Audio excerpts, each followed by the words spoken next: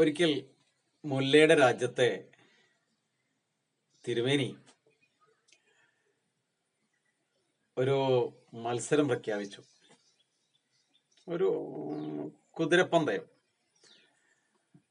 ഏറ്റവും വേഗത്തിൽ ഓടുന്ന മൃഗത്തെ കണ്ടെടുക്കുക എന്നൊക്കെയാണ് പറഞ്ഞത്.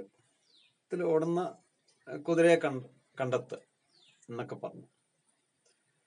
ഈ മുല്ല എന്തിലും ഒരു കുസൃതിയോ അല്ലെങ്കിൽ ചെറിയ ചെറിയ കുണുക്ക് പണികളൊക്കെ കണ്ടെത്തുന്ന ഒരാളാണല്ലോ. ആ മത്സര ദിവസമായപ്പോ രാവിലെ എല്ലാവരും മത്സരത്തിനുള്ള മൈതാനത്തിലേക്ക് തങ്ങളുടെ കുതിരകളും ഒക്കെ ആയിട്ട് വന്നു. അങ്ങനെ മഹാരാജാവും എല്ലാവരും കാത്തിരിക്കുകയാണ് ഇനി ആരൊക്കെ വരും എന്നുള്ളത്. ഏകദേശമായിട്ടുള്ള പേര് കേട്ടെല്ലാം കുതിരയോട്ടക്കാരൊക്കെ വന്നു. കുറച്ച് കഴിഞ്ഞപ്പോണ്ട് നമ്മുടെ മുല്ല വരുന്നുണ്ട്. മുല്ലയുടെ കൂടെ കുതിരയൊന്നുമല്ല, പോട്ടെ കഴുതയുമല്ല, ഒരു കാളയുമായിട്ടാണ് മുല്ല മത്സരത്തിനെത്തിയത്. ഇതെന്താ മുല്ല ഇങ്ങനെ വരാൻ കാരണം?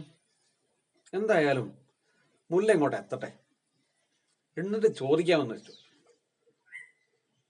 അങ്ങനെ മുല്ല മത്സര സ്ഥലത്തെത്തി.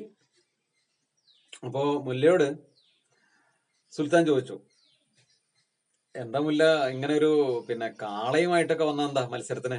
എല്ലാവരും കുതിരയായിട്ടൊക്കെ അല്ലേ വന്നത്? അപ്പോ മുല്ല പറഞ്ഞത്, തിരുമേനി, ഏറ്റവും നല്ല ഓട്ടക്കാരനാണ് എന്ന് ഒരു കാലത്ത് ഇതിനെ കിട്ടിയ ഉടനെ ഇത് ഓടുന്നത് കണ്ടിട്ട്, കുട്ടിയായിരിക്കുമ്പോൾ ഓടുന്നത് കണ്ടിട്ട് എല്ലാവരും പറഞ്ഞിട്ടുണ്ട്, നാട്ടുകാരൊക്കെ. അപ്പോ അതിനിപ്പോഴും മാറ്റൊന്നും വന്നിട്ടുണ്ടാവില്ല. തന്നെയല്ല, പ്രായം കൂടിയപ്പം ഓട്ടത്തിന്റെ വേഗം കൂടിയിട്ടുണ്ടാവും. അതുകൊണ്ട് തീർച്ചയായിട്ടും എന്റെ കാള തന്നെയാണ് മികച്ച ഓട്ടക്കാരനാവുക. അതുകൊണ്ടാണ് ഞാൻ കാളയെയും കൊണ്ടുവന്നത്. എന്നാ പിന്നെ തുടങ്ങിക്കൂടെ? ഇതാണ് മുല്ല.